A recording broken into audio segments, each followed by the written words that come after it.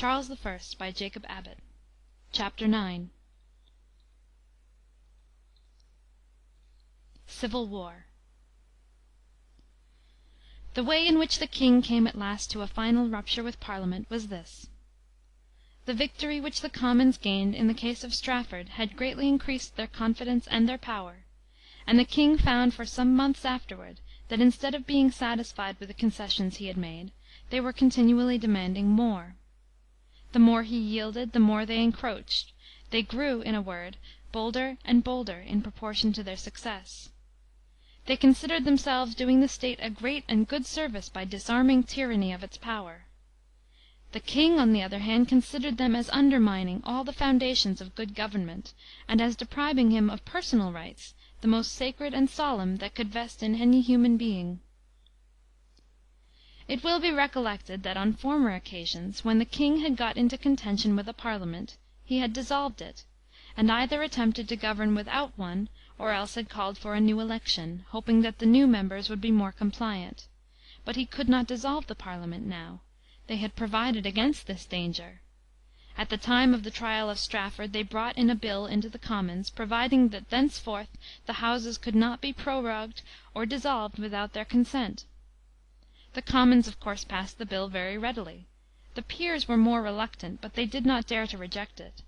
The King was extremely unwilling to sign the bill, but amid the terrible excitements and dangers of that trial he was overborne by the influences of danger and intimidation which surrounded him.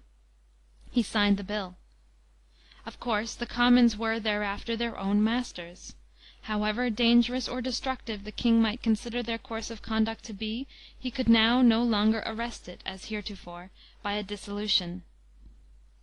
He went on, therefore, till the close of 1641, yielding slowly and reluctantly, and with many struggles, but still all the time yielding, to the resistless current which bore him along. At last he resolved to yield no longer. After retreating so long, he determined suddenly and desperately to turn back and attack his enemies. The whole world looked on with astonishment at such a sudden change of his policy. The measure which he resorted to was this.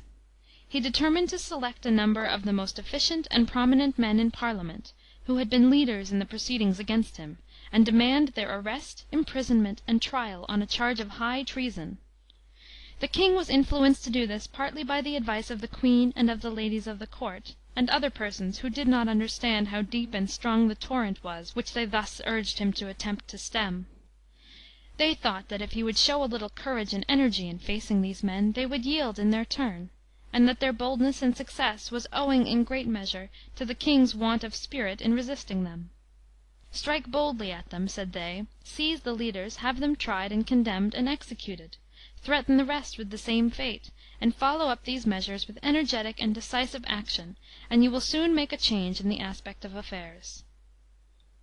The King adopted this policy, and he did make a change in the aspect of affairs, but not such a change as his advisers had anticipated. The Commons were thrown suddenly into a state of astonishment one day by the appearance of a King's officer in the House, who rose and read articles of a charge of treason against 5 of the most influential and popular members. The officer asked that a committee should be appointed to hear the evidence against them which the King was preparing.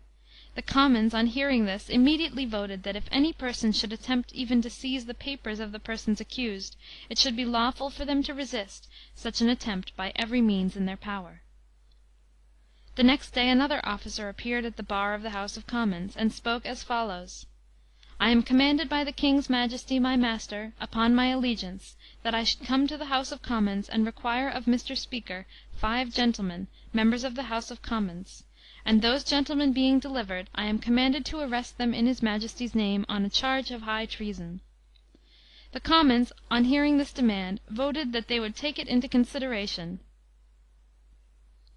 The King's friends and advisers urged him to follow the matter up vigorously. Everything depended, they said, on firmness and decision. The next day, accordingly, the King determined to go himself to the House, and make the demand in person. A lady of the court, who was acquainted with this plan, sent notice of it to the House. In going, the King took his guard with him, and several personal attendants.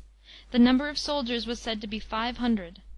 He left this great retinue at the door, and he himself entered the House. The Commons, when they heard that he was coming, had ordered the 5 members who were accused to withdraw. They went out just before the King came in. The King advanced to the Speaker's chair, took his seat, and made the following address: "Gentlemen, I am sorry for this occasion of coming unto you. Yesterday I sent a sergeant at arms upon a very important occasion, to apprehend some that by my command were accused of high treason, whereunto I did expect obedience, and not a message.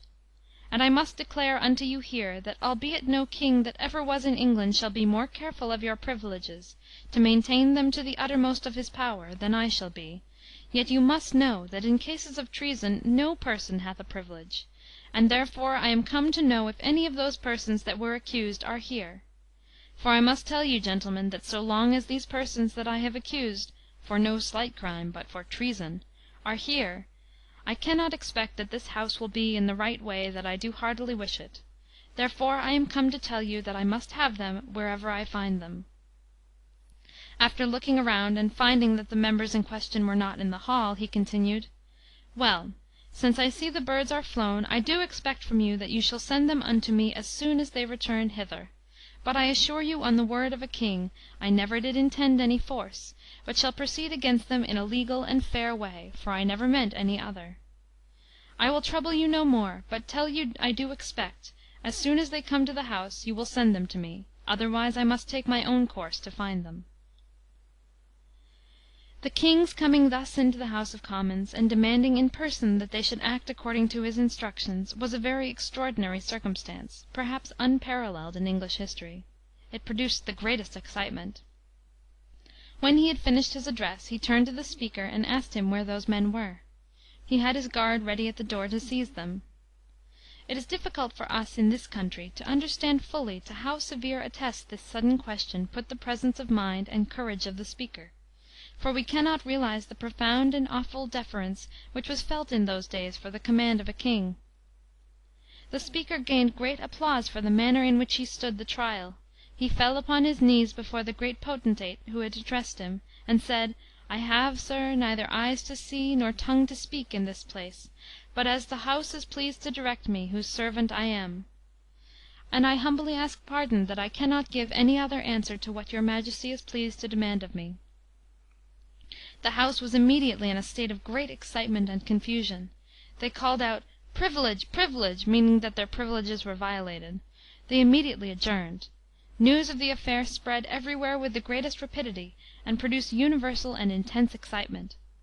The King's friends were astonished at such an act of rashness and folly, which, it is said, only one of the King's advisers knew anything about, and he immediately fled. The 5 members accused went that night into the city of London, and called on the government and people of London to protect them. The people armed themselves. In a word, the King found at night that he had raised a very threatening and terrible storm. The Commons met the next morning, but did not attempt to transact business. They simply voted that it was useless for them to proceed with their deliberations while exposed to such violations of their rights. They appointed a committee of 24 to inquire into and report the circumstances of the King's intrusion into their councils, and to consider how this breach of their privileges could be repaired. They ordered this committee to sit in the city of London, where they might hope to be safe from such interruptions, and then the House adjourned for a week to await the result of the committee's deliberation. The committee went to London. In the meantime news went all over the kingdom that the House of Commons had been compelled to suspend its sittings on account of an illegal and unwarrantable interference with their proceedings on the part of the King. The King was alarmed, but those who had advised him to adopt this measure told him that he must not falter now. He must persevere and carry his point, or all would be lost. He accordingly did persevere. He brought troops and arms to his palace at Whitehall, to be ready to defend it in case of attack. He sent in to London, and ordered the Lord Mayor to assemble the city authorities at the Guildhall, which is the great city hall of London, and then, with a retinue of noblemen, he went in to meet them. The people shouted, "Privileges of Parliament! Privileges of Parliament!" as he passed along. Some called out, "To your tents, O Israel!" which was the ancient Hebrew cry of rebellion. The King, however, persevered. When he reached the Guildhall, he addressed the city authorities thus: "Gentlemen, I am come to demand such persons as I have already accused of high treason, and do believe are shrouded in the city. I hope no good man will keep them from me. Their offences are treason, and misdemeanours of a high nature. I desire your assistance, that they may be brought to a legal trial." 3 days after this the king issued a proclamation, addressed to all magistrates and officers of justice everywhere, to arrest the accused members, and carry them to the Tower. In the meantime the Committee of 24 continued their session in London, examining witnesses and preparing their report. When the time arrived for the House of Commons to meet again, which was on the 11th of January, the city made preparations to have the committee escorted in an imposing manner from the Guildhall to Westminster. A vast amount of the intercommunication and traffic between different portions of the city then, as now, took place upon the river, though in those days it was managed by watermen, who rowed small ferries to and fro. Innumerable steamboats take the place of the ferries at the present day, and stokers and engineers have superseded the watermen. The watermen were then, however, a large and formidable body, banded together, like the other trades of London, in one great organization. This great company turned out on this occasion, and attended the committee in barges on the river, while the military companies of the city marched along the streets upon the land.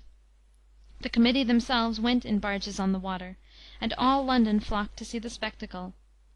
The king, hearing of these arrangements, was alarmed for his personal safety, and left his palace at Whitehall to go to Hampton Court, which was a little way out of town. The committee, after entering the house, reported that the transaction which they had been considering constituted a high breach of the privileges of the house, and was a seditious act, tending to a subversion of the peace of the kingdom, and that the privileges of Parliament so violated and broken could not be sufficiently vindicated unless his Majesty would be pleased to inform them who advised him to do such a deed. The king was more and more seriously alarmed. He found that the storm of public odium and indignation was too great for him to withstand. He began to fear for his own safety more than ever. He removed from Hampton Court to Windsor Castle, a stronger place, and more remote from London than Hampton Court, and he now determined to give up the contest. He sent a message therefore to the House, saying that on further reflection, since so many persons had doubts whether his proceedings against the 5 members were consistent with the privileges of Parliament, he would waive them, and the whole subject might rest until the minds of men were more composed, and then, if he proceeded against the accused members at all, he would do so in a manner to which no exception could be taken. He said also, he would henceforth be as careful of their privileges as he should be of his own life or crown. Thus he acknowledged himself vanquished in the struggle, but the acknowledgment came too late to save him. The excitement increased and spread in every direction. The party of the king and that of the Parliament disputed for a few months about these occurrences, and others growing out of them, and then each began to manoeuvre and struggle to get possession of the military power of the kingdom. The king, finding himself not safe in the vicinity of London, retreated to York, and began to assemble and organize his followers. Parliament sent him a declaration that if he did not disband the forces which he was assembling, they should be compelled to provide measures for securing the peace of the kingdom. The king replied by proclamations calling upon his subjects to join his standard. In a word, before midsummer the country was plunged in the horrors of civil war. A civil war, that is, a war between 2 parties in the same country, is generally far more savage and sanguinary than any other. The hatred and the animosities which it creates ramify throughout the country, and produce universal conflict and misery. If there were a war between France and England, there might be 1 or perhaps 2 invading armies of Frenchmen attempting to penetrate into the interior. All England would be united against them. Husbands and wives, parents and children, neighbours and friends would be drawn together more closely than ever, while the awful scenes of war and bloodshed, the excitement, the passion, the terror, would be confined to a few detached spots, or to a few lines of march, where the invading armies had occupied. In a civil war, however, it is very different. Every distinct portion of the country, every village and hamlet, and sometimes almost every family, is divided against itself. The hostility and hatred, too, between the combatants is always far more intense and bitter than that which is felt against a foreign foe. We might at first be surprised at this. We might imagine that where men are contending with their neighbours and fellow townsmen, the recollection of past friendships and goodwill, and various lingering ties of regard, would moderate the fierceness of their anger, and make them more considerate and forbearing. But this is not found to be the case. Each party considers the other as not only enemies, but traitors, and accordingly they hate and abhor each other with a double intensity. If an Englishman has a Frenchman to combat, he meets him with murderous impetuosity, it is true, but without any special bitterness of animosity. He expects the Frenchman to be his enemy; he even thinks he has a sort of natural right to be so. He will kill him if he can, but then, if he takes him prisoner, there is nothing in his feelings toward him to prevent his treating him with generosity and even with kindness. He hates him, but there is a sort of good nature in his hatred after all. On the other hand, when he fights against his countrymen in a civil war, he abhors and hates with unmingled bitterness the traitorous ingratitude which he thinks his neighbors and friends evince in turning enemies to their country. He can see no honesty, no truth, no courage in anything they do. They are infinitely worse, in his estimation, than the most ferocious of foreign foes. Civil war is, consequently, always the mean of far wider and more terrible mischief than any other human calamity. In the contention between Charles and the Parliament, the various elements of the social state adhered to one side or the other, according to their natural predilections. The Episcopalians generally joined the king, the Presbyterians the Parliament. The gentry and the nobility favored the king; the mechanics, artisans, merchants, and common people, the Parliament. The rural districts of country, which were under the control of the great landlords, the king; the cities and towns, the Parliament; the gay and fashionable and worldly, the king; the serious minded and austere, the Parliament. Thus everything was divided. The quarrel ramified to every hamlet and to every fireside, and the peace and happiness of the realm were effectually destroyed. Both sides began to raise armies and to prepare for war. Before commencing hostilities, however, the king was persuaded by his councillors to send a messenger to London and propose some terms of accommodation. He accordingly sent the Earl of Southampton to the House of Peers, and two other persons to the House of Commons.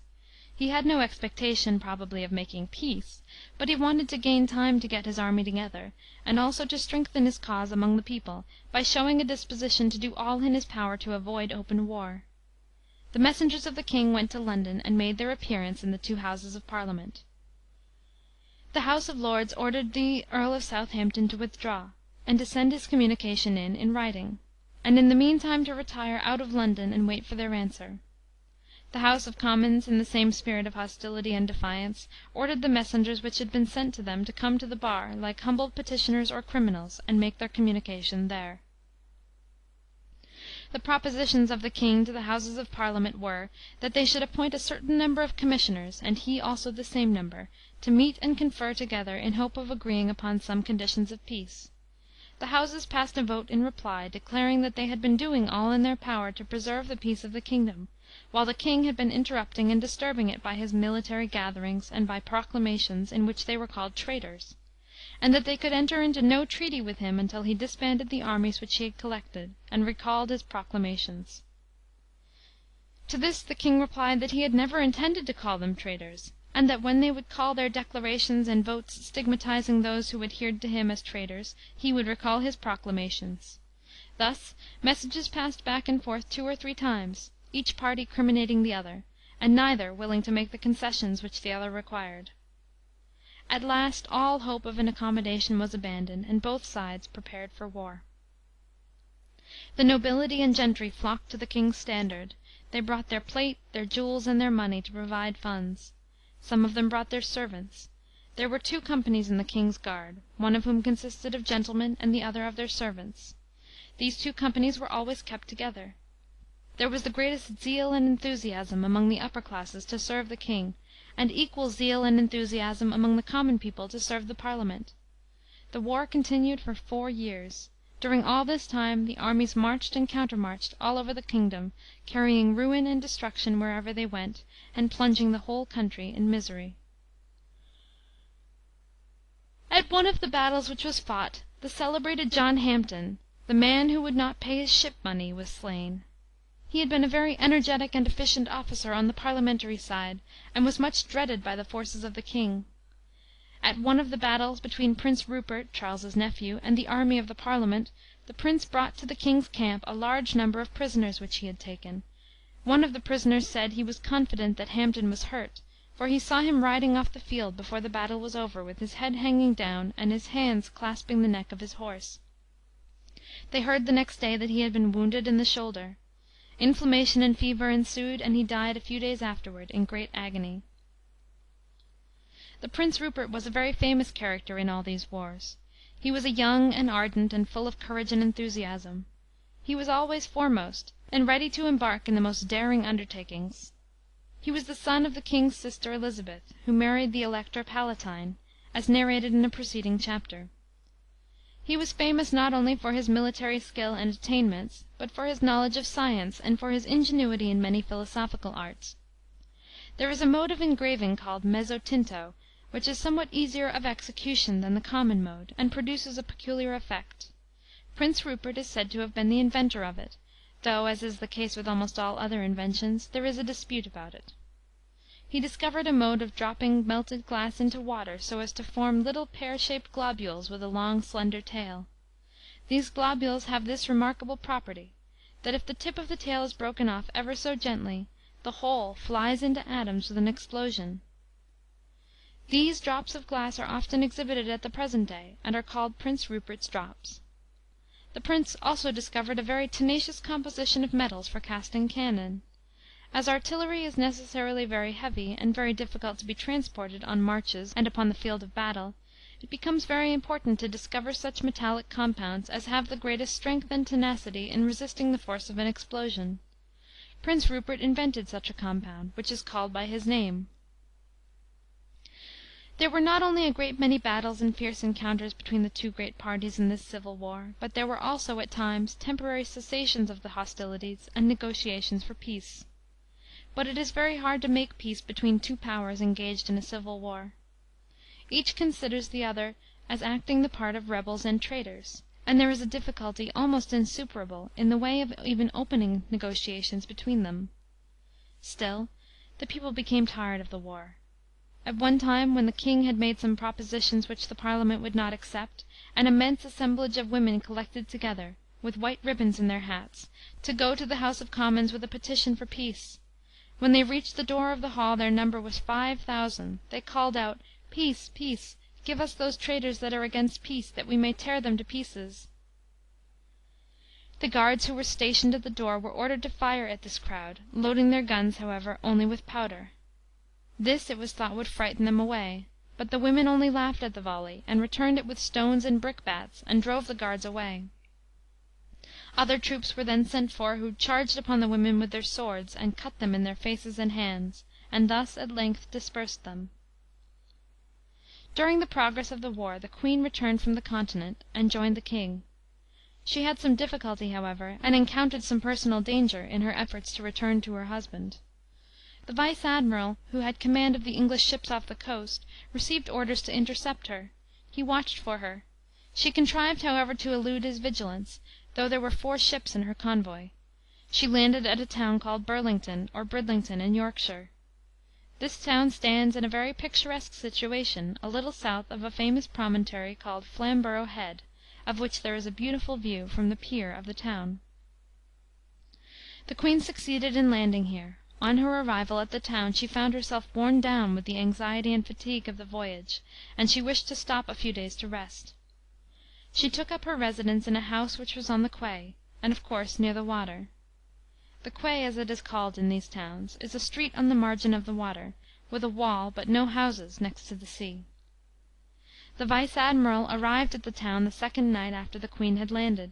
He was vexed that his expected prize had escaped him.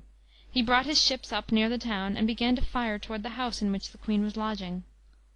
This was at 5 o'clock in the morning. The Queen and her attendants were in their beds, asleep.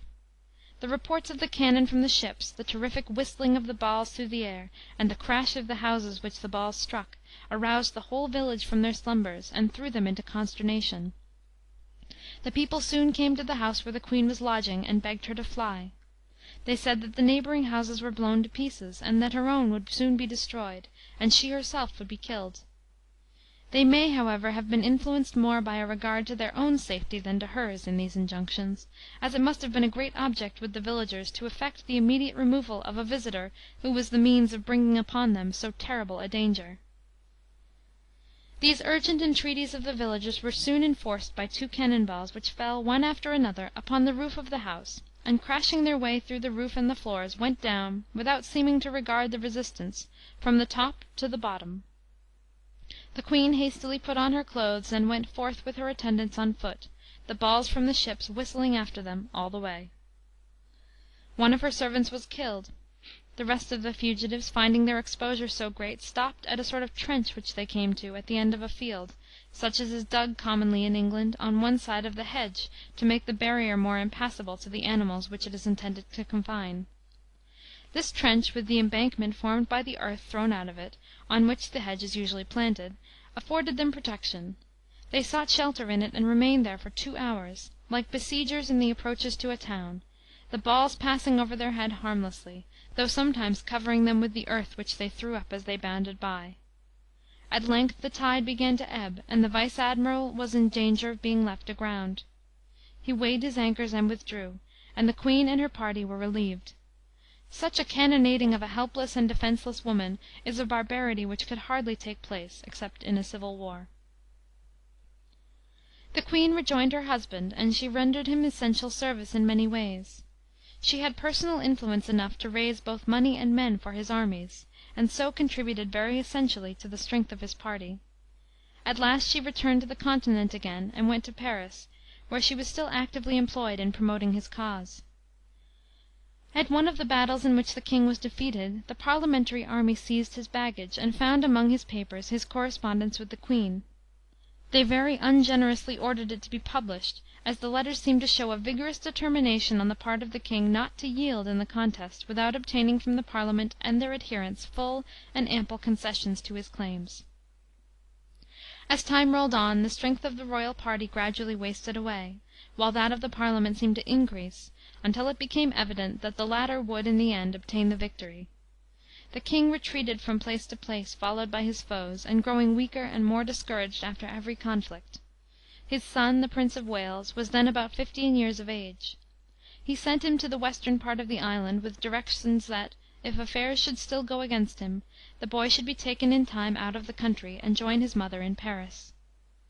The danger grew more and more imminent, and they who had charge of the young prince sent him first to Scilly, and then to Jersey, islands in the Channel, whence he made his escape to Paris, and joined his mother.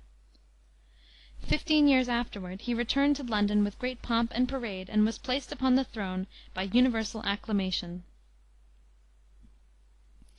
At last the King himself, after being driven from one place of refuge to another, retreated to Oxford, and entrenched himself there. Here he spent the winter of 1646, in extreme depression and distress. His friends deserted him, his resources were expended, his hopes were extinguished. He sent proposals of peace to the Parliament, and offered himself to come to London, if they would grant him a safe conduct. In reply, they forbade him to come. They would listen to no propositions, and would make no terms. The case, they saw, was in their own hands, and they determined on unconditional submission. They hemmed the King in on all sides at his retreat in Oxford, and reduced him to despair. In the meantime the Scots, a year or two before this, had raised an army, and crossed the northern frontier, and entered England. They were against monarchy and episcopacy, but they were, in some respects, a separate enemy from those against whom the King had been contending so long, and he began to think that he had perhaps better fall into their hands than into those of his English foes, if he must submit to one or to the other. He hesitated for some time what course to take, but at last, after receiving representations of the favourable feeling which prevailed in regard to him in the Scottish army, he concluded to make his escape from Oxford, and surrender himself to them. He accordingly did so, and the civil war was ended. Chapter 10.